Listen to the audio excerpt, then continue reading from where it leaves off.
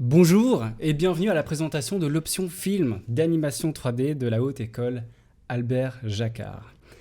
Alors cette petite présentation un petit peu en ligne, elle est particulière. Je m'appelle Jérôme Livens, je suis le coordinateur de l'option film d'animation et je suis aussi professeur de texturing. Je suis accompagné également de Michael Ballet, professeur en animation justement. Et on a aussi une petite présentation qui suit de la part des étudiants de 3e. C'est leur TFE qui est en cours de réalisation, qui vont se présenter un petit peu plus tard. Alors directement, si je vous disais bien vers l'infini et l'au-delà, peut-être que ça vous dit quelque chose. C'était une petite phrase de Toy Story. C'est le premier long métrage, pardon, en images de synthèse, produit par Pixar. C'était il y a 25 ans.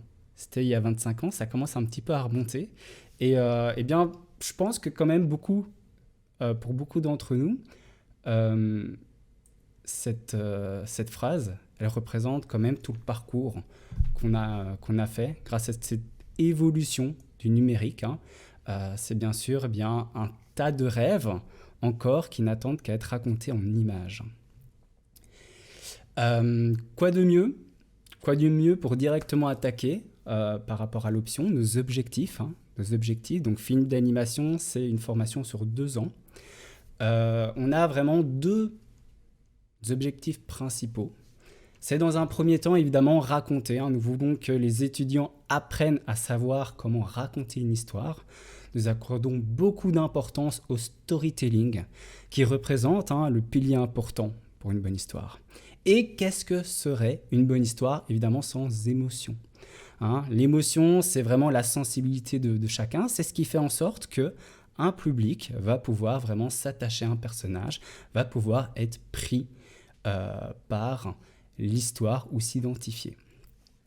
Grâce à ça, évidemment, les étudiants, pour y parvenir, ils sont entourés évidemment dès la 2e année de l'HEAJ, d'infographie, entourés de professeurs qui vont les guider dans ce parcours.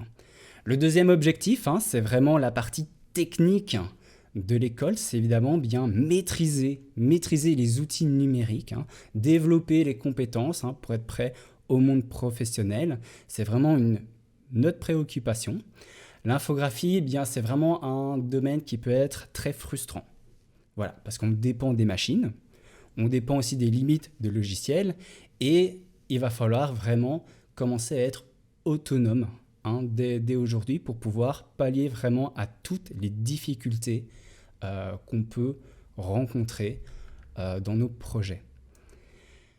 Alors ça, c'est vraiment une caractéristique qui est très importante pour le monde du travail, c'est toujours pouvoir imaginer des solutions. Tous les chemins mènent à Rome. Je pense que c'est aussi une bonne petite expression à avoir vraiment pour le domaine de la 3D.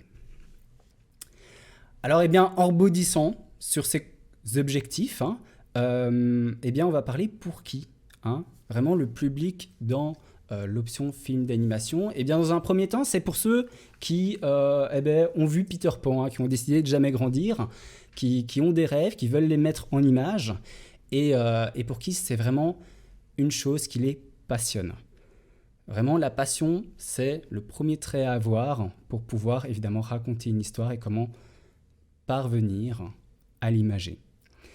Alors forcément, l'animation 3D, on parle toujours animation, je pense que je vais le répéter encore 7 fois, minimum. On se doute très bien que parmi nos étudiants, tout le monde n'est pas spécialement attiré par l'animation. Le plus important qu'il y a à retenir, c'est qu'il y a vraiment à manger pour tout le monde. Vous allez voir juste après, et vous allez le voir encore dans cette présentation de Fallen Memories, j'avais oublié de le citer juste avant. Il y a vraiment beaucoup d'étapes dans la réalisation, et ces étapes-là, elles sont essentielles. C'est essentiel qu'elles soient remplies par, évidemment, des profils bien spécifiques. Alors, pour le faire rapidement, on a les profils artistiques. C'est ceux qui vont pouvoir donner un petit peu l'identité visuelle du film d'animation. C'est eux qui vont commencer à dessiner les ressources. C'est eux qui vont vraiment créer tout un univers.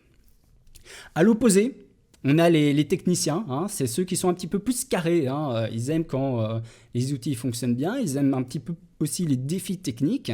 C'est eux qui s'éclatent un petit peu quand il y a de la difficulté, voilà, quand il y a un petit peu de challenge à relever. Au milieu, on a peut-être ceux qui énervent un petit peu tout le monde, c'est ceux où on a l'impression, les étudiants, ils sont doués partout. Donc c'est eux vraiment, ce sont des bons jokers hein, qui vont être utilisés dans évidemment les films de travaux de fin d'études. C'est vraiment ceux qui vont pouvoir remplir les forces et les faiblesses de pouvoir pallier surtout les faiblesses dans les groupes de TFE. C'est vraiment 3 profils qui sont essentiels et qu'on parvient dans l'option à développer, on va dire de manière individuelle. Alors voilà, lorsqu'on pense animation 3D, on voit très peu finalement ce schéma. Hein. On peut peut-être voir Toy Story ou La Reine des Neiges, hein, qui elle aussi elle attend d'être délivrée de cette pandémie, mais on ne se représente absolument pas tout le chemin qu'il y a à parcourir, tout ce long et périlleux voyage.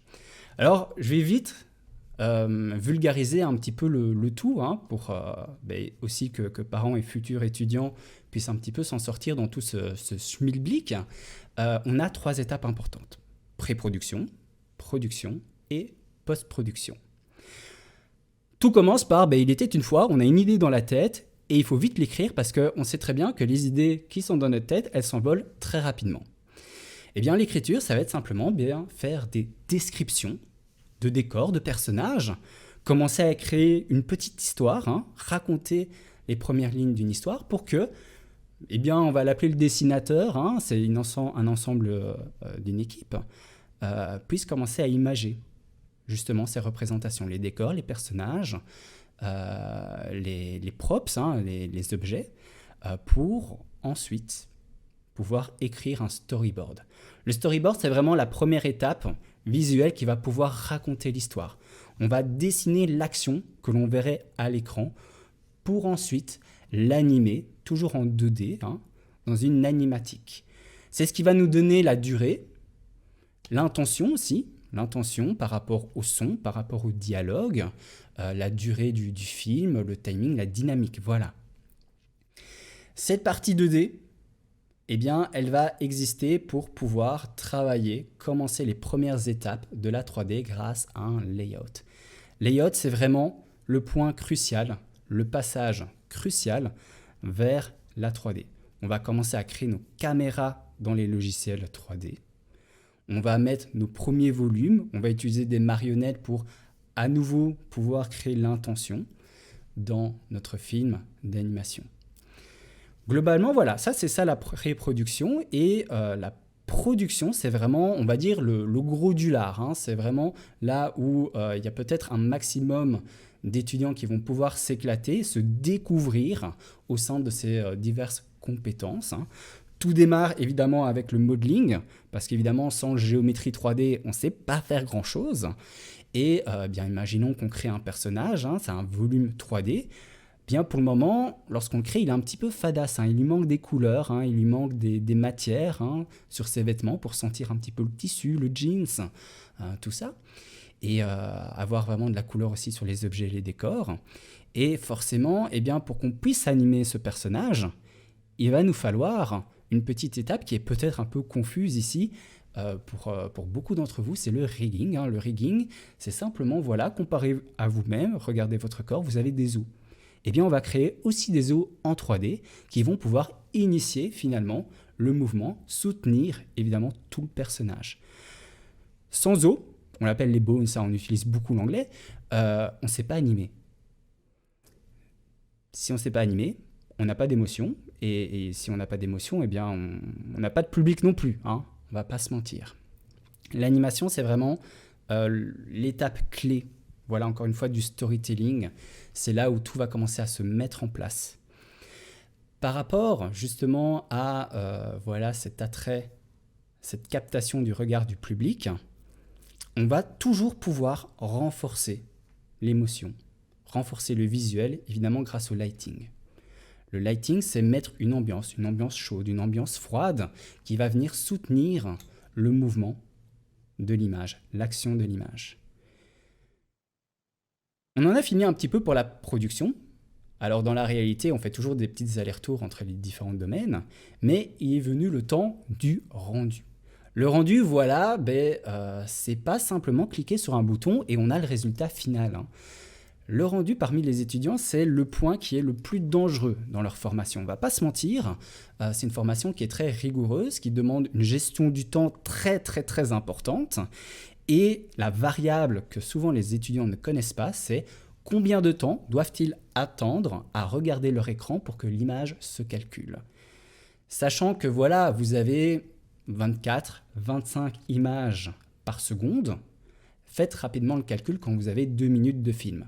Ça va faire beaucoup de temps à attendre que ces images se calculent. Et tout ça, en fait, une fois que c'est fini, eh bien, on va pouvoir retoucher les petites erreurs en compositing. On va pouvoir rajouter des effets spéciaux qui vont, encore une fois, eh bien, on va dire un petit peu tuner, voilà, le résultat final.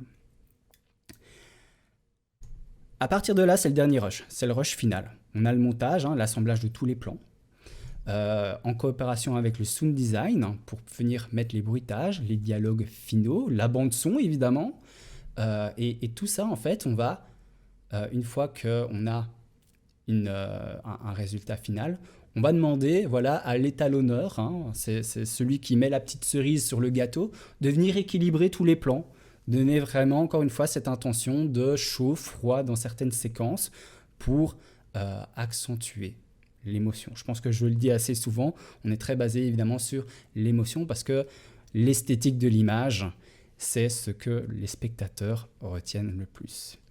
Alors j'espère que voilà, ces étapes-là sont un petit peu moins confuses. Pour information, en moyenne, sur un long métrage, ça dure 3 ans. C'est assez long, c'est vraiment un domaine de passion et de patience. Hop. Alors oui, au bout de cette deuxième année en infographie, donc cette première année de formation dans l'option film d'animation 3D, l'étudiant va toucher à tout. Il va toucher à tout pour pouvoir se rendre compte de ses forces et de ses faiblesses et de savoir ce qu'il veut faire plus tard. Plus tard, ça veut dire savoir dans quoi s'orienter pour son stage de 3 mois en troisième et aussi savoir comment trouver une bonne équipe pour réaliser un travail de fin d'études. Parmi ça, vous pouvez vous spécialiser sur ces divers postes, emplois, qui sont vraiment les principales lorsqu'on regarde notre pipeline. Alors forcément, beaucoup de postes peuvent parfois se décliner en sous-postes, hein. Je parle même pour l'animation. On peut avoir des animateurs qui vont se spécialiser pour des créatures, d'autres pour des personnages, d'autres qui vont se spécialiser pour tout ce qui est vêtements du personnage, des simulations, et j'en passe et des meilleurs. Le choix est très large. L'option film d'animation n'est pas avant tout destinée pour transformer tous les étudiants en animateurs, mais plutôt, on va dire, en tant qu'artiste 3D. Alors voilà le meilleur pour la fin, hein, l'équipe professorale, voilà. Petit mot pour dire que voilà, dans notre équipe, on a pas mal de professionnels également qui ne sont pas uniquement professeurs. On a des professionnels qui sont issus du métier du cinéma, de la production. On a des professeurs qui ont leur propre boîte d'animation. D'autres qui voyagent un petit peu de boîte en boîte suivant les productions, hein. On a chez du Dreamwall, on a du N-Wave, ce sont des boîtes en Belgique. Et tout ça viennent nourrir vraiment la qualité de l'enseignement pour les étudiants. Parmi ça, notre pédagogie, c'est vraiment basé sur 3 niveaux progressifs de difficulté. On va toujours commencer par de l'introduction, par exemple pour de l'animation, pour de la modélisation, pour créer un personnage, pour rigging aussi, et on va augmenter petit à petit le niveau.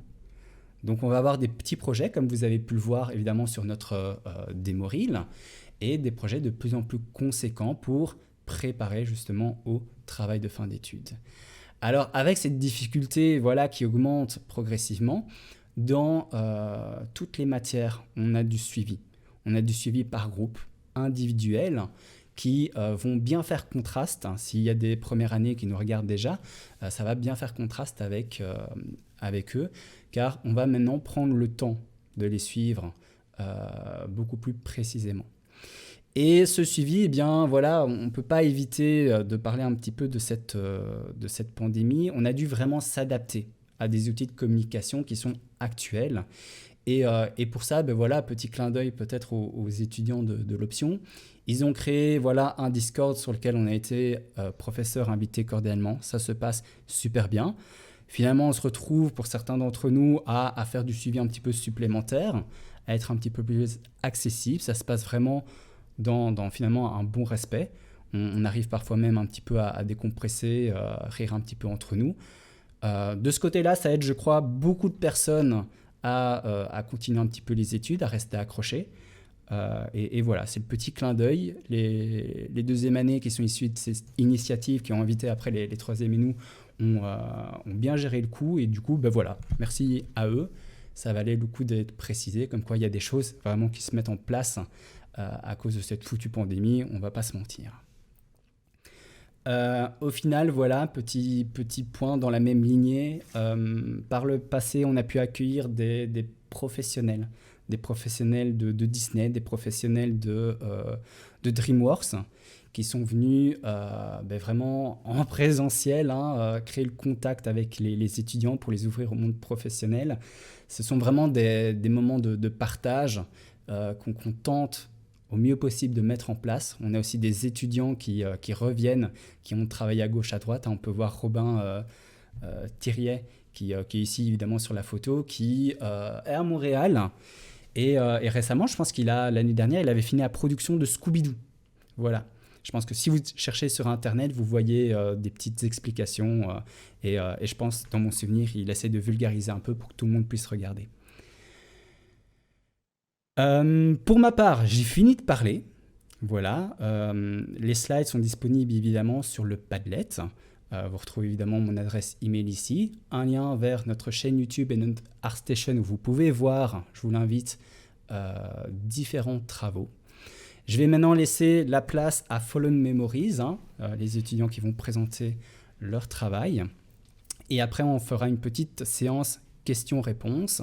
Là, je vous encourage à écrire un petit message dans le chat. Si vous voulez demander la parole, vous pouvez, je vais vite le montrer à l'écran, parce que c'est toujours plus chouette d'entendre la voix de chacun. Vous pouvez lever la main ici, sur le bandeau en haut, avec une petite main levée. Et à ce moment-là, on tentera de réactiver au mieux possible votre micro. Voilà pour à vous, Fallen Memories, je vous cède la parole. Bonjour à tous. Bonjour. Bonjour. Bonjour. Alors,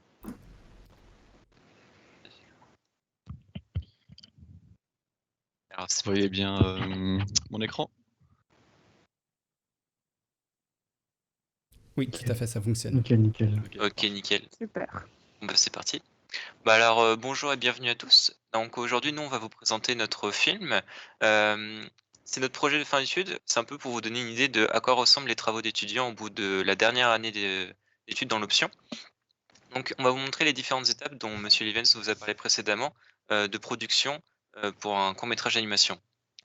Alors, troisième année, ça veut dire TFE, donc c'est notre travail de fin d'études. On doit réaliser un court-métrage de 2 minutes tout au long de l'année par groupe de 5 personnes. Donc notre groupe à nous, je vous le présente sur cette slide. Donc il y a Fabiola, moi-même, Nathan, Lisa et Antonin. Donc nous à la base on est un groupe d'amis, on a tous des compétences très différentes. On a parlé avant qu'il y avait plein de profils différents d'étudiants, plus artistiques, plus techniques. Nous on était amis et en plus de ça on était assez complémentaires à ce stade-là. Et donc tous ensemble on a décidé au cours de cette année de travailler sur notre film Fallen Memories. Donc Fallen Memories c'est un court-métrage introduisant Sam, un jeune adulte déprimé qui vit dans un monde terne et inerte. Et son quotidien va être chamboulé avec un carton qui tombe de son grenier dans lequel il y a un petit perroquet. Alors, on commence tout de suite avec la pré-production. Alors, pour vous expliquer un petit peu l'organisation de la troisième, de septembre à fin octobre, on s'occupe tout de la pré-production, donc trouver l'histoire, définir l'ambiance globale du film et les personnages. Et ensuite, de novembre à janvier, on part en stage et après, on se lance dans la production jusqu'en juin pour avoir le film fini début juin. Donc, la première étape, c'est bien sûr trouver l'idée de notre scénario. Donc, on voulait d'abord trouver des inspirations d'autres courts-métrages. Donc, ici, on peut voir plusieurs courts-métrages qu'on aime vraiment bien parce que ça crée un espèce d'effet de rendu illustratif qu'on avait envie de chercher. Et donc, je vous recommande, si vous aimez vraiment bien ce style, donc il y a One Small Step, Zonder et les Short Circuits, les courts-métrages de Disney qui sont sur Disney+. Les deux autres sont sur YouTube, ils sont vraiment chouettes si ça vous intéresse. Et donc ensuite, on s'est mis d'accord sur une idée de scénario, après avoir cherché plein de petites idées en brainstorming. Et ensuite, il fallait écrire en scénario toute l'histoire. Donc le scénario, c'est simplement faire une description de toutes les actions du film. Et à côté de ça, on faisait des petits dessins pour déjà avoir une idée de à quoi ça ressemblait visuellement. Et après, on prend ces petits dessins, on les développe plus et on crée un storyboard. Donc là, c'était la première version du storyboard pour voir vraiment tous les points de vue de caméra de tous les plans. Et après, on vient le développer encore en 2D, donc en dessin, et on vient le monter donc dans une animatique. Donc on vient faire un montage de tous les dessins pour avoir déjà un rythme et une idée de l'histoire, et surtout voir si l'histoire fonctionne et si on la comprend, parce que si on ne comprend pas l'histoire, bah, c'est raté. Et après, donc on vient pendant toute l'année agrémenter cette animatique 3D. Donc on revient sans arrêt travailler dans le montage dès qu'on a de nouvelles choses. Donc là, c'est donc l'animatique en 3D. Donc où on vient placer notre décor, les caméras, les personnages, après l'animation. Et là, vous pouvez peut-être vous dire qu'il manque peut-être des lumières ou des couleurs. C'est parce qu'en fait, ça, c'est juste des captures d'écran de la 3D. Et après, il va falloir venir faire des rendus, donc avec les lumières, etc. Et donc, en premier lieu, il fallait définir, donc déjà à cette étape-là, en pré-production, les ambiances qui s'appellent des color scripts, donc au fur et à mesure de l'histoire, pour voir un peu l'évolution de comment la couleur et la lumière est dans toute l'histoire. Donc, dès que nous avons cette bonne base de pré-production faite et tout organisé, nous pouvons passer à la production. C'est là que nous allons mettre en place tout ce qui est création de personnages, du décor, mais aussi les étapes techniques, comme on avait vu précédemment avec le rigging, etc. On parle de production en parallélisme parce qu'il y a beaucoup de choses à faire et on est obligé de les faire tous en simultané. Donc c'est pour ça que c'est bien que chacun ait sa spécialisation et qu'on travaille tous ensemble afin de pouvoir arriver à produire notre film tout simplement dans les temps parce qu'on n'a pas beaucoup de temps pour le faire. Pardon. C'est là qu'on entre aussi dans cette espèce de mélange d'artistique, avec tout ce qui est concept de personnages et de décors, mais aussi l'aspect technique, donc tout ce qui est 3D, qu'on va essayer de vous simplifier lors de cette présentation pour ne pas trop vous perdre.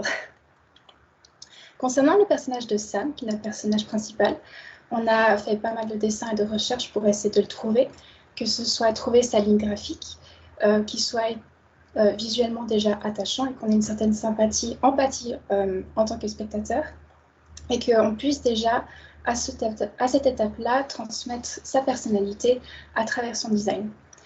On voulait avoir une certaine évolution psychologique, que ce soit au début de notre film et à la fin de notre film. Donc nous avons travaillé aussi sur cela dans le design. Et le deuxième personnage de notre film, c'est donc le perroquet, qui marque un gros contraste avec Sam, car c'est un personnage visuellement très coloré comparé à Sam. Même dans ses caractéristiques, il a un comportement très dynamique, très joueur, et cela vient chambouler un peu les choses comparé à ça. Au-delà de ça, il y a aussi le décor qu'il faut conceptualiser, donc vraiment l'environnement de Sam, il faut que ça le reflète. On a voulu faire une pièce fermée, mais qui reste quand même assez fournie et assez riche visuellement pour qu'elle reste intéressante.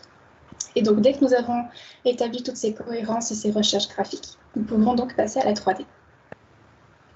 Donc, une fois que cette cohérence graphique et que tous les concepts sont dessinés, il suffit à partir du concept de modéliser l'objet, de modéliser le décor, pour avoir vraiment le décor fourni tout en 3D.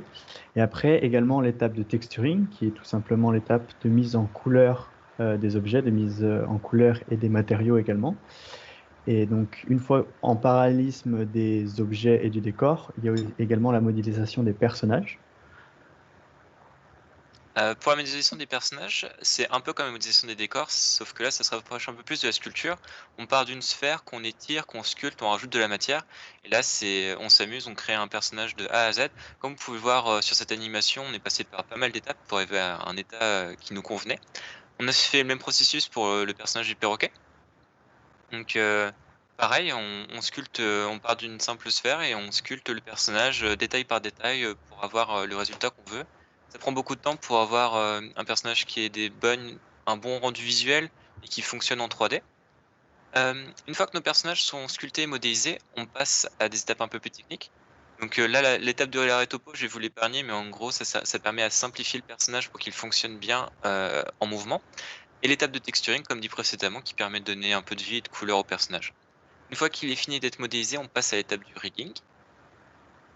Alors, une fois que notre personnage est modélisé, il faut passer par l'étape du rigging, comme on vient de dire. Et en fait, sans le rigging, sans cela, on peut pas animer. Du coup, en fait, cette étape, elle consiste à créer des marionnettes en 3D, tout en posant en fait un squelette sur de la modélisation. Ici, pour notre court-métrage, le défi était de riguer les ailes du perroquet, et nous avons réussi à atteindre un résultat assez concluant.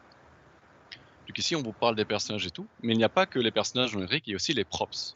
Alors les props, en fait, c'est les objets qu'on va animer et qui vont interagir avec les personnages. Si on a un carton, un tournevis et un store. Et une fois qu'on a tous ces rigs, on va les envoyer à l'animateur pour qu'il rende tout ça vivant. Alors, ici, vous pouvez voir un peu un résumé de tout ce qu'on vient de dire pour notre personnage, donc sa modélisation, puis les contrôleurs pour animer. Et puis après, on peut commencer à le voir s'animer et être en couleur avec de la lumière. Voilà. Donc, les premières étapes à faire en animation, c'est d'abord commencer à faire des tests avec les riggings. Donc, vous pouvez voir à gauche une marche de notre personnage un petit peu nonchalant pour montrer sa personnalité. Et à droite, le perroquet qui vole. Donc, il faut aussi prendre en compte que même si on fait une animation stylisée, il faut quand même faire des recherches de mouvement et faire des références pour bien comprendre le mouvement et l'appréhender. Et ensuite, il faut se lancer dans l'animation de tous les plans. Donc ça, c'est une partie très longue. Donc toute l'animation, tout le storyboard, l'animatique que vous pouvez voir, donc par exemple ce plan-là. Après, il faut le refaire le même point de vue de caméra et faire, là, c'est une base d'animation. Donc c'est juste les poses principales qui permettent de comprendre le mouvement qu'il fait. Donc il s'assoit de manière nonchalante aussi. Et après, un test de rendu, donc avec les lumières et les couleurs, pour voir un peu l'aspect final qu'on veut et qu'on avait déterminé au préalable avec des concepts.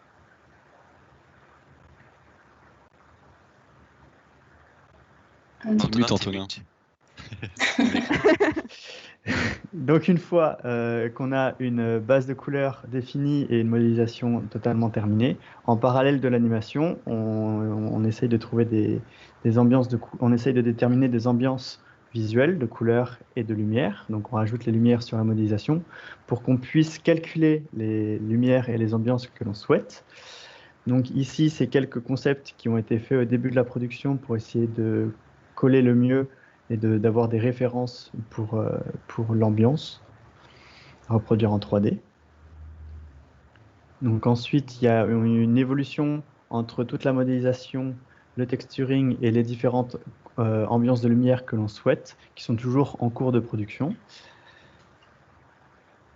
Et une fois que ces images sont prêtes dans le logiciel 3D, on les sort, mais pour également, comme M. Livens a expliqué au début, on les sort pour essayer d'avoir une cohérence graphique de lumière et de couleur et de les retoucher en post-production pour que tout le film soit beau et joli. Alors, du coup, on est toujours en cours de travail, donc le film n'est pas encore terminé, mais on espère arriver au bout de notre histoire pour pouvoir la raconter et la transmettre du mieux qu'on puisse, et dans les temps impartis qu'on a eu pour le réaliser aussi.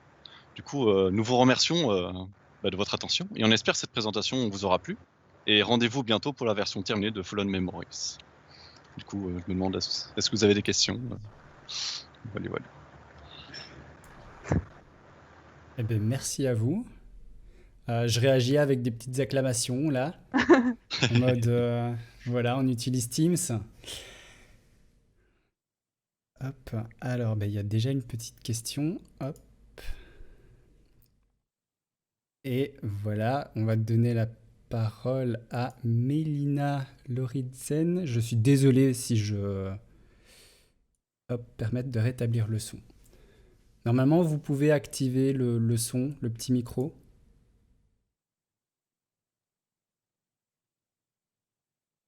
Je l'espère. Il se trouve en haut à droite normalement. Il se trouve effectivement en haut à droite.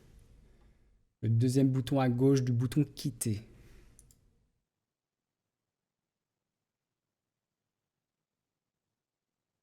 Hop.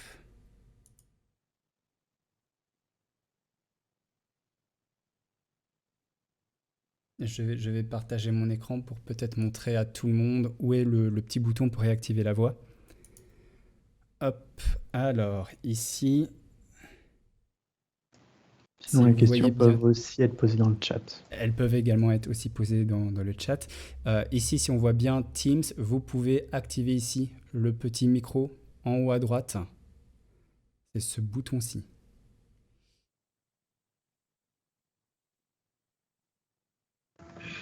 Bonjour. Bonjour. C'est moi, c'est Magali. Alors, en fait, j'ai mon petit frère à côté de moi qui voudrait poser une question. Oui, bonjour. Un court-métrage de fin d'année, ça dure combien de temps environ? Alors, en fait, ça dure c'est l'année complète. On commence en Non, septembre. mais niveau minutes, le court-métrage, il dure combien de temps? Il doit durer Entre deux et environ 2 trois. minutes. Environ 2 Ouais, minutes. 2 minutes. Ouais. Mais là, on est plus Proche sur de les 3 3 minutes. maintenant, mais- Ouais. C'est Faut concis. prévoir 2 minutes. Ouais. Ok, ça va, merci. Voilà. Alors, permettre de rétablir... Je vais activer les autres. Permettre de rétablir le son. Ah.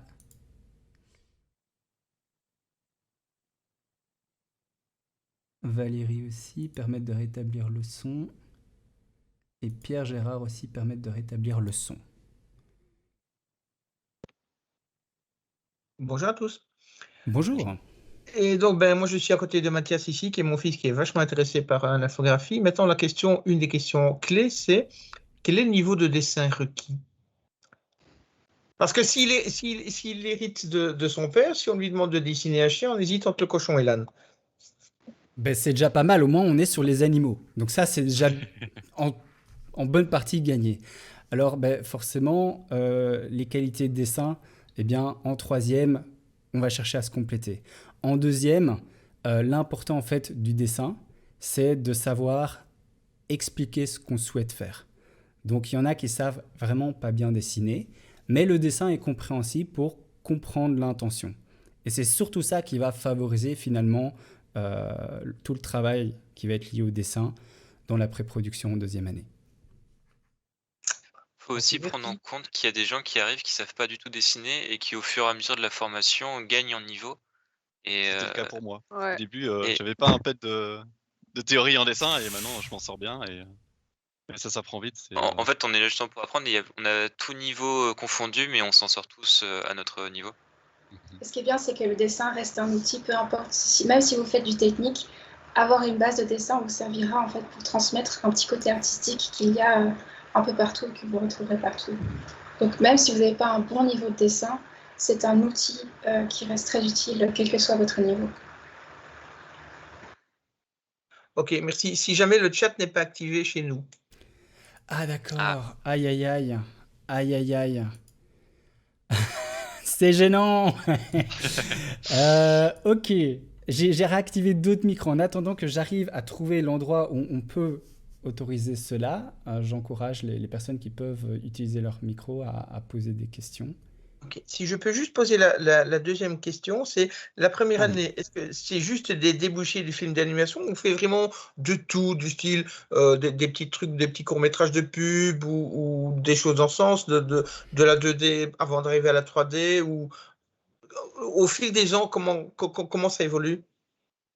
La première année est vraiment généraliste. La première année, c'est on vous montre tout, on vous montre de l'infographie, de la 3D, de la communication graphique, du web design, toutes les options qui sont proposées à l'école. Et une fois que cette première année est passée, on choisit l'option dans laquelle on souhaite aller. La première Donc, année, on c'est un a- tronc commun. C'est un tronc On passe commun par- à toutes les options en fait. C'est seulement en deuxième qu'on choisit son option. Ok. ça. Donc, ça peut aller simplement du dessin 2D vers du gaming, vers de l'animation 3D ou des choses Mhm. ensemble. Tout à fait. Il y a tout. On fait du code en première année, etc. C'est vraiment une Mhm. école d'infographie où on touche à tout ce qui est infographique en première année dans un tronc commun. Mhm. Ok, merci. Est-ce que... Je sais pas si je peux déjà poser ma question. Oui. Oui. En fait, on a loupé la présentation de l'option illustration 2D ce matin. Et alors, en fait, ce que je me posais comme question, c'était parce que j'ai vu qu'il y avait aussi de l'animation. Quelle est la différence entre... parce que, en fait, dans l'option animation 3D, vous faites aussi de la 2D. Donc, quelle est la différence avec l'option illustration 2D où il y a aussi de l'animation? Enfin, pour moi, c'est un peu flou, en fait, la différence entre les options. Alors, Je la peux parler base... vu que mon coloc est en 2D si vous voulez. Ah bah voilà. J'ai un colocataire qui lui est en 3e année en 2D et donc je vois toutes les différences qu'on a. Et eux, c'est vraiment... Nous, on a une partie aussi qui est assez technique avec tout ce qui est les logiciels 3D et tout ça, que les élèves en 2D, eux, ils font beaucoup, mais vraiment beaucoup de dessins. La 2e année, mon colocataire passait quasiment toutes ses journées à dessiner. Ils ont énormément de dessins à faire. Que nous, en 3D, on est un peu plus polyvalent. On a beaucoup moins de dessins et on va se tourner vers des défis plus techniques des logiciels 3D. Il faut penser qu'en 3D, le dessin se sert juste comme base pour réfléchir, mais en soi, on ne dessine pas vraiment, enfin, on se sert pas vraiment de la 2D. C'est juste vraiment pour se projeter une idée, alors qu'en animation 2D, ils font vraiment tout. Ils font même les couleurs et tous les détails, toute l'animation, ils font tout en 2D, alors que nous, on fait simplement des petites images pour se présenter un peu le film. Même l'animation, ils dessinent chaque dessin qui font l'animation, tandis que nous, on fait ça en 3D dans un logiciel 3D. Et l'animation 2D, c'est également animation 2D et illustration. C'est-à-dire qu'aussi, ils vont faire des livres d'illustration, ils vont faire des... Enfin, il y a une partie aussi où ils fabriquent des livres, où ils racontent des histoires avec des illustrations et du texte, comme un livre pour enfants, un peu. Donc, c'est encore une option assez différente quand même de la 3D. Ok, oui, donc eux, dans cette option, ils peuvent utiliser plein de médias différents. C'est ça. Pour faire... Ok. Tandis qu'en animation 3D, c'est vraiment que les softs 3D et... Ok, ça va. Nos outils sont plus sur différents, l'ordinateur en fait. que... Ouais, Le résultat est différent aussi. Mais ça reste polyvalent dans le sens où on peut utiliser notre technique à la fois pour des films d'animation que pour des jeux vidéo ou pour d'autres médias de réalité augmentée, n'importe quoi. Je voulais encore vous demander, est-ce qu'il y aurait moyen d'avoir un PDF avec les slides de présentation ou... Oui, effectivement. Je vais le mettre dans le chat où visiblement les personnes n'arrivent toujours pas à écrire dedans. Hop. Il y a le Padlet et j'ai mis la présentation vraiment dans la 3e colonne. Ah, ok. Merci. Voilà. De rien. Les webinaires des sessions, on peut les revisualiser à un moment ou pas? J'ai enregistré, ça va être hébergé sur la chaîne YouTube dans le courant de l'après-midi. Ok, d'accord. Et c'est valable pour les autres ou c'est juste vous? Ça, je sais pas. Okay, je m'organise que de mon option et le reste, chacun pour soi de ce côté-là.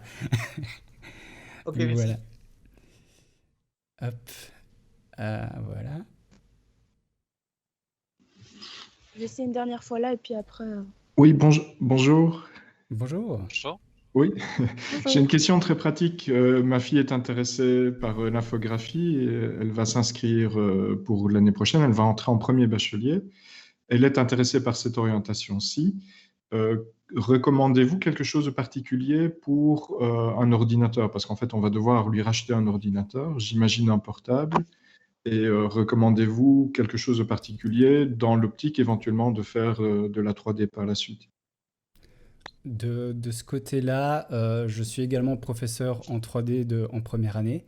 Et on travaille avec un format sur une plateforme Moodle et on a des liens en fait qui sont accessibles une fois que l'étudiant s'inscrit dessus à savoir quelle machine plus ou moins acheter pour son cursus. Donc forcément, comme ça évolue très vite, si je vous disais les informations qu'il y avait dans ce document, elles seraient propres déjà, enfin elles seraient complètement dépassées parce qu'en un an, ça peut beaucoup changer. Sachez qu'au début, peut-être que les étudiants vont pouvoir me le confirmer, les premiers mois de la formation, quand on ne sait pas trop ce qu'on veut faire, on n'a pas vraiment besoin d'une machine qui est l'équivalent d'un cheval de course. Oui, c'est simplement que si on fait un achat, évidemment, on souhaite le faire pour plusieurs années. Donc, Voilà. c'est à peu près à quel moment de la première année que vous donnez cette information? On commence les cours. Cette année, on les a commencés, je pense, la troisième ou la dernière semaine de septembre. Ah oui, Donc ok. là, il y a pas de souci. Bien sûr, bon, je vous dis ça, normalement, il y a moyen de travailler à l'école, même si le présentiel, voilà, on ne sait pas trop, avec ce gouvernement qui décide de ne rien décider, parfois, on ne sait pas trop où on va aller. Mais il va falloir que voilà, on trouve au fur et à mesure des solutions. Je ne peux pas vous garantir que tous les labos seront complètement accessibles pour tous les étudiants dès septembre, malheureusement. Oui, oui, Je bien pense sûr, que je comprends. Mais donc, a priori, début octobre, elle devrait déjà avoir les informations qui lui sont Mhm. utiles, en tout cas pour les premières années. Donc, Oui. ok. Oui, si Merci ça se beaucoup. trouve, peut-être qu'ils vont organiser quelque chose d'autre par rapport à l'inscription au niveau du matériel. Je D'accord, relèverai quand merci. même le point en interne alors. Oui, bonjour, je me permets de prendre la parole. Je ne sais pas si Bonjour. vous m'entendez. Oui. On vous entend. Oui, je Oui. suis la première personne qui a essayé de parler, mais voilà, j'ai dû quitter et revenir et tout. Mais donc voilà, je ne sais pas si la question a donc déjà été posée. Déjà, merci pour le partage des étudiants de votre travail. C'est super chouette, je trouve. Et je me demandais un petit peu quel logiciel vous utilisez généralement en 3D. Enfin, moi, j'en connais qu'un, Cinema 4D. Après, je connais pas trop les autres. On n'utilise pas Cinema 4D. Voilà. En fait, on touche un peu à tout. Après, ça dépend selon les matières exactement. Principalement, on se base sur Maya pour faire un peu tout, que ce soit la modélisation, l'animation, surtout l'animation. Ouais. Sinon, après, on peut utiliser pas mal de logiciels tiers. Par exemple, pour le texturing, on utilise Substance Painter ou Photoshop. Pour la sculpture, on utilise ZBrush. Enfin, on utilise tout un panel de logiciels différents. Mais on se base principalement autour de Maya. Ah, ok. Donc, Il y vous a faites Blender, du non? texturing sur Photoshop, par exemple. Ah, ok, je vois. Mhm. Ok. Ouais. Ouais, on C'est a possible. vraiment tout un panel de logiciels qu'on apprend au fur et à mesure de la formation et pour les La plupart des utiliser logiciels. à proprement parler à la fin. On les voit en cours et voilà. Et Mais du coup, merci. cette année, on a commencé à nous introduire aussi à Blender, qui est un logiciel de 3D gratuit. Donc, on commence aussi de plus en plus à s'adapter par rapport à ce qu'il y a actuellement de plus efficace sur le marché, etc. Ok. Et j'avais une deuxième petite question. Enfin, je ne sais pas si ce sera possible d'y répondre. En fait, je me demandais si, parce que je sais qu'il y a un bloc 1 où c'est un peu toutes les options et on commence vraiment les options en bloc 2. Et je me demandais si c'était possible, si on avait déjà fait un bachelier 1 en animation ailleurs, de venir directement en bloc 2. Enfin, je ne sais même pas si vous pouvez répondre à cette question. C'est plus administratif, quoi. Ouais. Là, Je c'est crois à que c'est voir, oui. possible, mais ça dépend. Il y a des C'est élèves qui l'ont fait, mais possible. ça dépend des formations. C'est Oui. possible, C'est c'est plutôt possible. administratif, ça, ouais. Mm. À ce moment-là, il faut le bulletin, il faut la grille de cours de l'autre école et au secrétariat, dès le début de l'année, il faut communiquer pour savoir quelle matière on peut dispenser. Si c'est une école aussi de la Fédération Wallonie-Bruxelles, ça peut se faire plus facilement. Si ce n'est pas une école de la Fédération Wallonie-Bruxelles, il faut parfois voir si le volume d'heures est équivalent. Mais c'est une éventualité. Ok, merci beaucoup en tout cas. Je réagis juste par rapport au logiciel. Il y a des licences comme Photoshop, comme les logiciels 3D, Maya, Autodesk, Substance Painter, qui sont gratuites pour les étudiants. C'est compris dans le Minerval. Voilà. J'anticipe cette question-là super. au cas où. Et la suite Adobe, par exemple, il faut la voir Complète. soi-même ou Non, Non, elle c'est est donnée par l'école. Ok, ça va. Il faut parfois être un petit peu patient. Voilà, on va pas se mentir. Le début d'année pour les premières années sont un petit peu festifs par rapport aux licences parce que c'est le temps de pouvoir les commander, de les recevoir. Ça, c'est administratif, voilà. Bah, les écoles, hein. Voilà. Je peux parler? Allez-y. Ok, bah déjà bonjour à tous. Avant de poser ma question, je voulais vous féliciter pour ce que vous faites, niveau de votre travail. C'est quand même fort. Donc voilà. Et du coup, la petite question, c'était par rapport à Blender, vu que Maya a déjà été posée. Est-ce que vous comptez utiliser plus souvent Blender à l'avenir, dans les prochaines années, ou pas du tout, et plus rester sur Maya? Alors, on l'utilise vraiment comme container avec les troisième années. C'est la première année de test qu'on fait, donc ça va être un peu le crash test de leur part. Ce sont un petit peu les cobayes. Je pense qu'ils se sont déjà rendus compte qu'il y avait peut-être 2-3 fois des petites limites. Il y avait des désavantages comme des avantages. Que je fasse attention à ce que je dis. Et voilà, après, on n'oblige pas les étudiants à passer sur Blender. On continue à former sur Maya parce que c'est l'outil principal utilisé dans l'industrie. Mais on n'est pas aveugle non plus. On voit que Blender prend vraiment beaucoup de place et on intègre évidemment dans la formation. Plus que ça, pour le moment, je ne crois pas. Parce que on continue à animer sur Maya. Il y a encore beaucoup de boîtes qui continuent à animer sur Maya, qui est vraiment, on va dire, qui a fait ses preuves de ce côté-là. D'accord. Et une dernière petite question par rapport à la fin de nos études. Quand on a fini notre troisième et qu'on réussit et tout ça, est-ce que c'est facile de trouver de l'emploi ou ça reste quand même assez compliqué? Je connais pas trop là-dessus, donc. Alors, en fonction de la période où on est, il y a des productions qui arrivent, qui viennent à terme. Donc ça, il y a le marché évidemment qui est souvent très variable de la situation géographique à laquelle on se trouve. Et bien comme la Belgique, c'est aussi un petit pays, je dois être honnête, il y a moins de travail que quand on regarde par exemple du côté de la France, donc dans un autre pays francophone. Et souvent, il y a beaucoup d'étudiants qui ont voyagé un petit peu de boîte en boîte, de lieu en France. Il y en a pas mal qui se sont retrouvés en Angleterre, au Canada. Voilà. Là, cette année, de ce que je sais, ceux qui sont sortis évidemment en 2020, il y en a une qui travaille, je pense, en Espagne. Et voilà, c'est le seul écho pour le moment que j'ai eu de leur part. Voilà, la pandémie n'a pas non plus aidé. Et je sais que maintenant, niveau production, apparemment, il y a un petit boom au niveau des productions animation. Il y a pas mal de postes qui sont demandés, il y a pas mal de travail qui sont aussi dus aux personnes qui rentrent un petit peu en burn-out et qui se mettent à l'écart. Et les boîtes doivent continuer à produire. Donc on verra bien. Ok, ça va, nickel. Bah, merci d'avoir répondu à mes questions alors. De rien.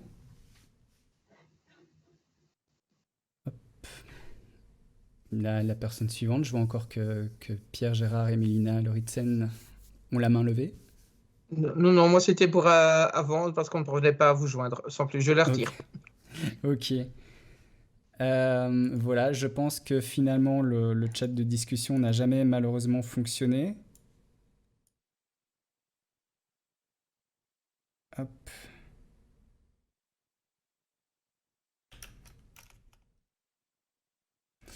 Et voilà, est-ce qu'on a... Ah, on a peut-être encore des questions là. Gwendoline. Oui, bonjour. Bonjour. Bonjour. J'ai une petite question. Si on commence tout depuis le début en première année, on voit tout, on ne doit pas avoir de base requise ou si? Non. Non, il n'y a pas d'examen. Il n'y a pas d'examen de passage, il n'y a pas de prérequis à avoir. La formation, elle est vraiment ouverte, pluridisciplinaire en première année. Et on retravaille parfois les bases qui sont manquantes en deuxième. Ok, on doit pas connaître Maya par exemple en première. On commence à zéro en première année et on voit vraiment depuis le début Ouais. et les personnes qui ont jamais touché à la 3D et ou au dessin ni autre, peuvent s'y faire et peuvent réussir. Merci beaucoup. Faut juste Pas de être souci. ouvert à tout. Ouais. Merci. De rien. Hop. Voilà, voilà. Eh bien, écoutez. Ah, encore des petites questions.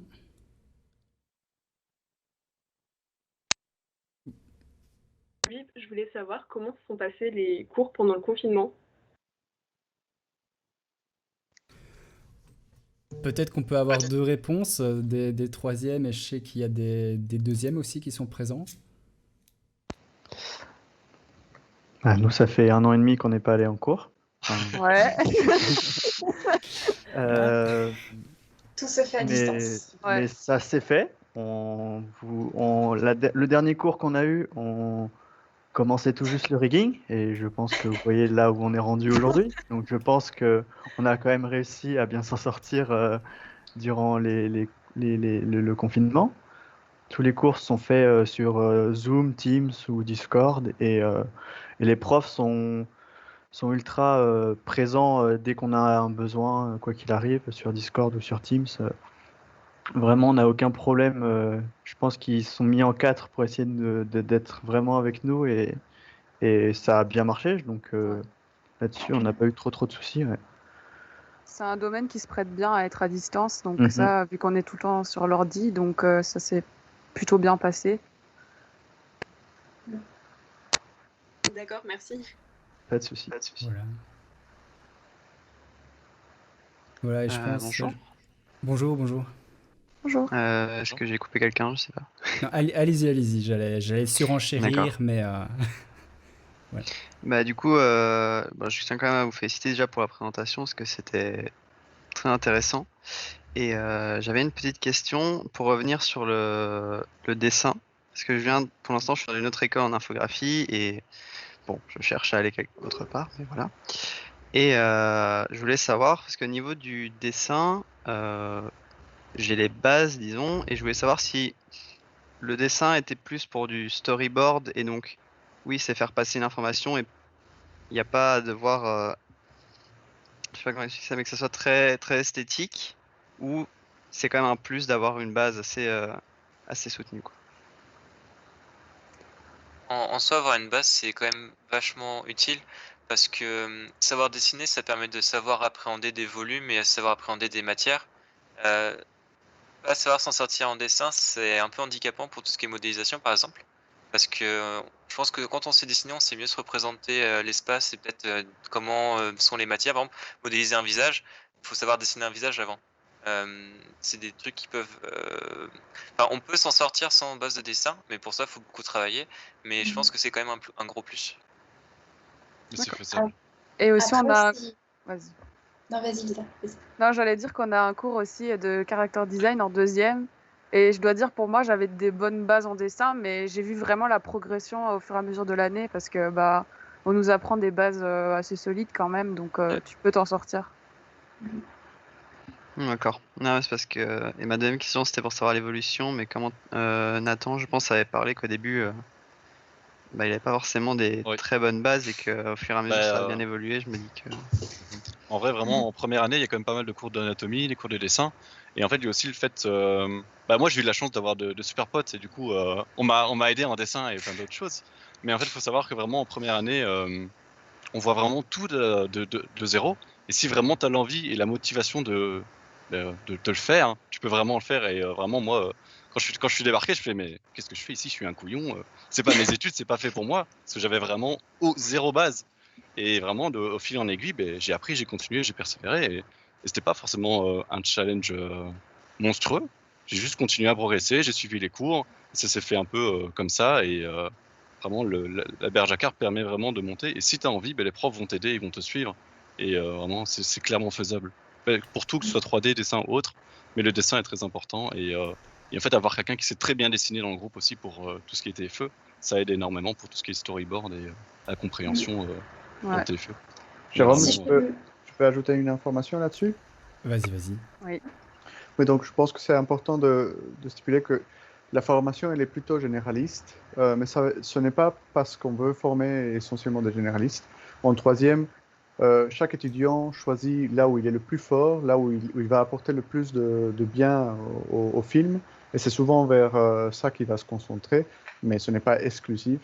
Mais une des raisons pour laquelle le cursus prévoit un panel assez large, c'est parce que non seulement les étudiants, après, dans le marché, ont une vue d'ensemble de tout ce qui est nécessaire pour la création d'un film ou un projet, une série, mais aussi ils auront au moins une idée, une base derrière, qu'on leur demandera de leur opinion à ce sujet-là, ou même un devoir interagir avec un métier différent, une partie du métier différent. Donc c'est assez important, mais ça ne veut pas pour autant dire que si vous n'avez jamais fait de dessin et que c'est quelque chose qui n'est pas votre force, qu'il va falloir vraiment sortir le plus beau dessin du monde pour réussir le cursus. Ce qui est important, c'est vraiment acquérir les bases. Ce sont des exercices qui sont prévus pour tout niveau. Ce n'est pas forcément quelque chose où chaque matière doit être, on doit exceller dedans. Évidemment, si vous êtes très compétent et très talentueux, vous allez sans doute arriver à vous en sortir très bien, mais c'est extrêmement subjectif. La formation reste généraliste et l'idée, c'est que chacun trouve une partie du métier qui lui convient. Si je peux me permettre, personnellement, j'aime bien dessiner, j'ai un bon niveau et j'avais beaucoup hésité en deuxième année à soit aller en animation 2D, comme on a pu en parler précédemment, qui est assez axé illustration, on dessine beaucoup et énormément, et l'animation 3D. Et je n'avais pas l'impression d'avoir un assez bon niveau pour aller en 2D, du coup je suis allée en 3D. Et les professeurs m'ont poussée dans cette voie-là parce qu'ils m'ont dit qu'en troisième année, je pouvais faire du développement visuel, des concept art et que je pouvais utiliser mon dessin et m'épanouir en faire dans de la 3D, mais avec mon dessin. Et du coup, c'est ce que j'ai essayé de faire en produisant un maximum de choses pour les autres, comme par exemple pour la modélisation, où on a gagné beaucoup de temps parce qu'en fait, j'ai essayé de fournir une base solide sur laquelle on a pu se focaliser pour modéliser les choses et on a gagné du temps grâce à ça. Du coup, même si j'ai beaucoup hésité entre ces deux options, je ne regrette pas mon choix d'être arrivée ici en 3D parce que j'ai pu voir et essayer autre chose, pas faire que du dessin, mais en même temps me servir de ma base de dessin que j'avais pour pousser la chose le plus possible et c'était vraiment utile. Donc voilà, si ça peut aider quelqu'un. Merci d'avoir répondu à mes questions et bon courage pour la suite du coup. Merci. Merci. Je vais aussi un petit peu prêcher pour ma chapelle, c'est que en 3D, en animation 3D, on peut toujours revenir sur des mouvements de caméra, on peut toujours changer de point de vue, chose que la 2D ne nous permet pas toujours de faire. Il faut quand même le nuancer parce qu'il y a de plus en plus aussi parfois d'éléments de la technique 3D qui vient se mêler à la 2D, forcément, il ne faut pas non plus le nier. Mais voilà, les profils comme Fabiola, on en veut parce que c'est ça qui donne aussi pas mal de boost finalement aux petits groupes de TFE. Nous, on préfère qu'ils viennent en animation 3D plutôt qu'aller bourrer les classes en illustration, animation 2D. Comme ça, voilà, ils ont aussi plus de compétences et ils sont plus polyvalents professionnellement. Ouais, la 2D et la 3D sont vraiment compatibles, c'est pas du tout des opposés. Et il y a moyen d'être très polyvalent dans chaque domaine et c'est très enrichissant en fait. Voilà. Une dernière question pour moi, si jamais je peux. Oui. Le niveau d'anglais, quel est le niveau requis au début? Est-ce que vous recommencez de base ou pas? Ça dépend. Il y a une classe, je ne sais pas si c'est toujours au programme, mais l'école propose une classe en anglais à partir de la première année, qui est une sorte d'immersion avec certains cours qui sont donnés en anglais. Mais sinon, dans les classes normales, si j'ose dire, il y a des cours d'anglais et il n'y a pas forcément besoin d'avoir un niveau incroyable d'anglais. On revoit des bases. Et ce qui est intéressant, c'est qu'en deuxième année, en troisième année, on voit des bases d'anglais qui nous permettent de nous épanouir professionnellement parlant. Donc, on voit comment faire une carte de visite, comment faire un CV, comment se présenter. Et on revoit tout ça dans les cours. Il y a un peu de tous les niveaux d'anglais. Je nuancerais quand même aussi qu'il y a beaucoup de... J'avais dit, la 3D, ça peut être très frustrant. Il y a beaucoup de problèmes, de bugs qui arrivent et la principale documentation, les solutions se passent souvent en anglais via les recherches Google. C'est là où on trouve les meilleurs résultats. Donc il faut en fait savoir le lire quand même, il faut quand même comprendre l'anglais. Ici, évidemment, les cours d'anglais, il y aura un petit examen, je pense à un moment, une petite présentation orale, qui je crois est assez gentille pour tous ceux qui travaillent correctement en anglais. Mais voilà, on ne demande pas non plus aux étudiants de s'exprimer en anglais. Et nous, les seules fois où on parle en anglais, c'est quand on doit dire le nom justement de l'outil, parce que nos logiciels sont en anglais, et on a un superbe accent français qui arrive dans la phrase quand on dit le mot en anglais. Donc voilà. Ok, c'est parfait comme ça, merci. De rien. Oui, j'avais une question. Je voulais savoir, après les 3 années de formation, y a-t-il possibilité de poursuivre encore ces études dans une autre spécialisation? Oui, il y a d'autres formations ailleurs, il faut un peu chercher, mais c'est possible si vraiment on veut encore se spécialiser dans un métier de l'animation, c'est possible. Merci.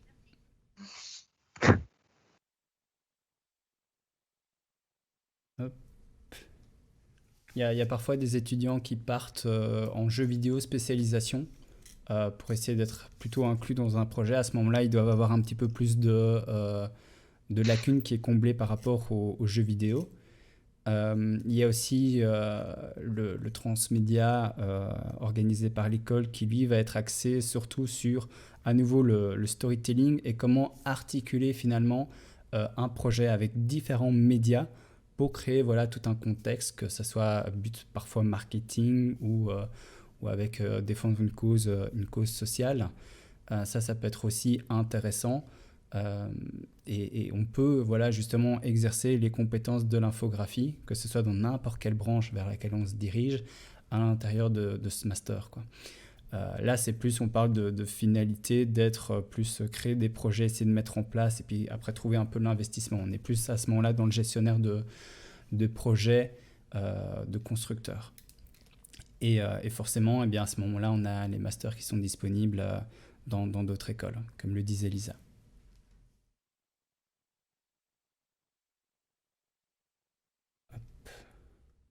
Eh bien, voilà. Encore une petite question, si je peux, au niveau de la 3e, comment se passent les stages? Ils s'effectuent à l'étranger? Comment ça se décide? Est-ce que ça se décide avant? Est-ce que c'est à l'élève à trouver? Enfin, tout ce genre de choses. Et que faites-vous durant ces stages? Je vais peut-être répondre à ça. Cette année, c'était très particulier. On a autorisé le télétravail pour ceux qui n'arrivaient pas particulièrement à trouver de stage. Et certains étudiants ont fait que du télétravail, malheureusement, stage. D'un autre côté, on a un étudiant qui a travaillé pour une boîte américaine qui ont accepté, comme quoi, avec le décalage horaire, qui travaille de son côté, il se faisait des appels, des petits meetings. Donc ça, c'était une porte qui était complètement ouverte parce que partir à l'étranger, faire un stage, surtout aux États-Unis, c'est la croix et la bannière à cause du visa, de la paperasse, même le Canada. Suite au Canada, justement, on a un groupe, un département relations internationales, relations publiques dans l'école qui encourage les étudiants à faire des Erasmus. L'année prochaine, on a une étudiante qui est peut-être ici, Anne-Catherine Pochet, je ne sais pas si elle est toujours ici, qui va partir, qui va partir au Canada, faire 6 mois. Donc il y a aussi cette possibilité-là. Et pour trouver un stage, il y a beaucoup d'étudiants qui ont, même en temps normal, beaucoup de mal parce que ils sont limités parfois à la Belgique. Nous, on demande de vraiment trouver un job dans la 3D, que ce soit de la modélisation, de l'animation. Et forcément, on demande aux étudiants d'éviter d'aller manger dans les options des autres, quoi. Si il y a des étudiants chez nous qui postulent dans une boîte d'architecture, eh bien c'est sûr et certain qu'ils vont passer certainement un petit peu après les élèves de VFX. Pareil pour le jeu vidéo, si les heures de stage coïncident, eh bien à mon avis, les personnes qui postuleront depuis jeu vidéo vont être privilégiées. Okay, je ne sais pas si vous voulez rajouter quelque chose, les étudiants. En vrai, cette année, pour le stage, c'était vraiment c'était compliqué avec tout ce qui est confinement et autres. Mais vraiment, je pense que, comme vous avez dit, il y a certaines restrictions, donc on doit trouver un stage par rapport à notre domaine. Mais vraiment, c'est très varié et le travail aussi qu'on effectue durant le stage dépend en fait de si le studio où on va, dans quelle étape de la production ils sont. Donc vraiment, en fait, c'est très aléatoire et c'est un peu du cas Ouais. par cas. Et c'est surtout à l'étudiant d'aller chercher l'école aide l'étudiant pour en gros, elle a une liste d'anciens stages ou anciens tutos dans lesquels les stagiaires ont été. Mais c'est surtout à l'étudiant en fait d'aller contacter, d'aller chercher les entreprises pour que ça se fasse.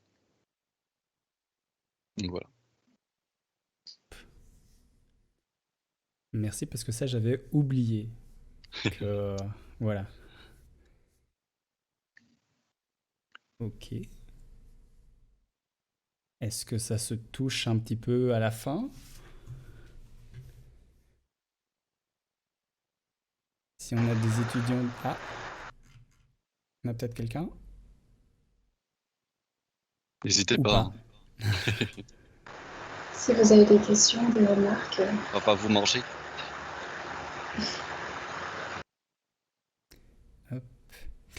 Au niveau des inscriptions, ainsi de suite, je présume que tout est sur le site. Oui. Il y a un quota ou pas ou... C'est très particulier à l'école. On ne peut pas refuser les étudiants, mais on ne sait pas caser les étudiants plus que nos locaux le permettent.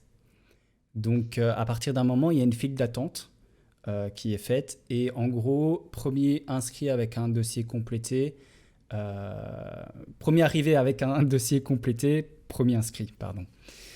Là, à ce moment-là, tous les documents sont à faire au secrétariat. Il y a eu aussi une présentation des premières un petit peu plus tard, je crois, je ne sais pas à quelle heure. Et généralement, oui, les dossiers d'inscription se complètent soit début juillet, mais ça c'est assez la folie, soit à partir de mi-août, début septembre. Donc il ne faut pas trop non plus paniquer de ce côté-là. Je crois que la plupart des étudiants qui s'y prennent dans ces eaux-là, une fois qu'ils ont leur diplôme du secondaire, on leur place à l'HEAJ. Ok, merci. J'avais une petite question aussi. Oui. Mais c'est par rapport au court-métrage qui nous a été présenté, c'est savoir à peu près dans quel temps on pourra voir le rendu final et où. Alors, on doit terminer notre TFE pour le 10 juin. Mais après, à voir si on peut le poster sur YouTube ou quoi. Mais en tout cas... Notre remise, c'est le 25.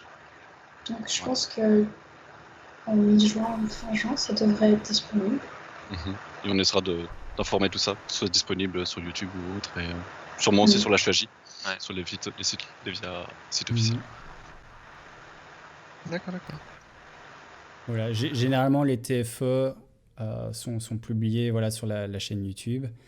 Alors, c'est vrai qu'en interne, il n'y a peut-être pas eu cette discussion, mais il y a parfois un court-métrage qui peut-être être soumis à un festival. Et à ce moment-là, il faut peut-être en rediscuter. Je balance le truc, la patate chaude, là, en plein live devant tout le monde. Mais voilà, il y a peut-être des informations de ce côté-là parce que à ce moment-là, on est peut-être restreint à ne pas encore divulguer le court-métrage.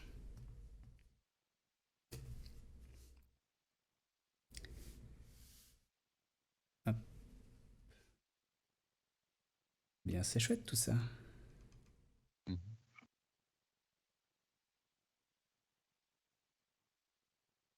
Alors moi, j'ai mon Teams qui commence un petit peu à galérer avec la liste des participants. Hop. Écoutez, s'il n'y a plus de questions là comme ça à chaud ou à froid, on peut s'arrêter là. Vraiment, merci à Fallen Memories pour avoir présenté ce super avancement de TFE. Je crois que ça a vraiment éclairci pas mal les idées pour mon petit blabla là avec cette histoire de pipeline qui manquait d'image. Un grand merci à vous pour Voilà. Et pour tout ce qui est questions, évidemment, il y a mon lien, mon email qui est disponible. Je tiens quand même aux parents, si je ne réponds pas tout de suite, c'est parce que la fin d'année est assez chargée. J'essaierai de prendre le temps à chaque fois le week-end de pouvoir de ne pas vous oublier, et même aux futurs étudiants, hein. Et voilà, n'hésitez pas à suivre la petite page ArtStation où vous pouvez vraiment voir pas mal de travaux qui ont été faits par cours, la page YouTube. Et voilà, peut-être à bientôt. Voilà. Ok, merci, au revoir et bonne journée à tous. Bonne chance, bonne réussite à vous, hein, les étudiants. Au revoir, merci. Merci Au beaucoup. revoir. Bonne journée à Merci. vous. Au revoir. Au revoir. Bonne Bonne journée, au journée à revoir. vous. Bonne journée, au revoir, bonne continuation. Merci. Merci. Pour tout, au revoir. Hop. Au revoir. Au revoir. Au revoir. Au revoir.